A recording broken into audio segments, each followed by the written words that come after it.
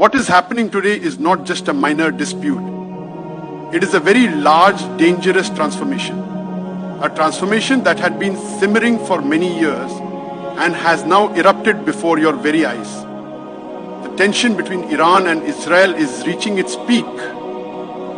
And this time, the reaction is not limited to mere words or threats, as it was in the past. Iran has done what many analysts had feared for years, and now those fears have taken the shape of reality. In the past 24 hours, Iran has launched more than 50 ballistic missiles at Israel. Many of them were directed at Israel's key military and strategic locations. Israel has claimed that most of them were intercepted. But what is significant is that Iran has, for the first time, carried out a direct action of this level, clearly signaling the beginning of a new policy.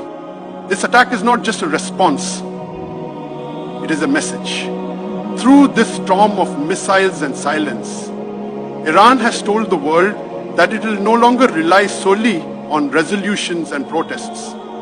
Now, it will carry out retaliatory action, and in a way that its voice and echo will be heard in every diplomatic forum around the world. The most important aspect of Iran challenging America.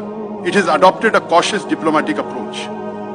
It seems Iran wants to make it clear that if America stays out, this war can remain limited to Iran and Israel. But if Washington chooses military intervention, then this war will cross Middle Eastern borders and turn into a global conflict. Strong reactions have also come from Russia and China. Russian President Vladimir Putin called Israel to condemn the attack and termed it a violation of international laws. China also issued a strongly worded statement calling Israeli aggression dangerous and irresponsible. This time, it is not just the Arab world but major world powers are openly stepping into the field, which could further expand the scope of this war. And here lies another key point, that as Pakistanis, we must remain vigilant, because if there's any country likely to be the most impacted by this war, it is Pakistan. Because Israel's policy has always been to weaken or restrict the only nuclear power in the Muslim world, Pakistan, in any way possible.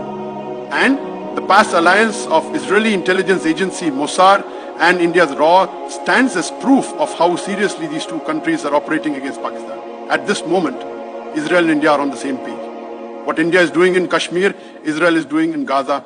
Genocide, media control, labeling the oppressed as terrorists. All of this is driven by the same mindset, the same agenda. Now that Iran has exercised its right to defense, the world's eyes are also on Pakistan. Because if Iran's resistance weakens, the next target could be Pakistan. But it must be remembered, Pakistan is not the name of a weak country. We possess the world's most advanced missile system with a range of over 7,500 km, capable of reaching Israel with ease. And our armed forces are not only highly trained, but also driven by the spirit of faith and equipped with modern technology.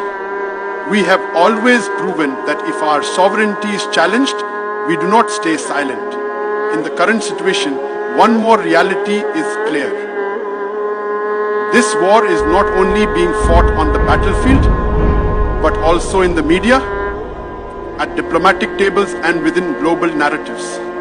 And if Muslim nations remain divided even now, then in the future, they will be weakened one by one. This is the time for the Muslim world to unite, to move beyond statements and form real, practical unity.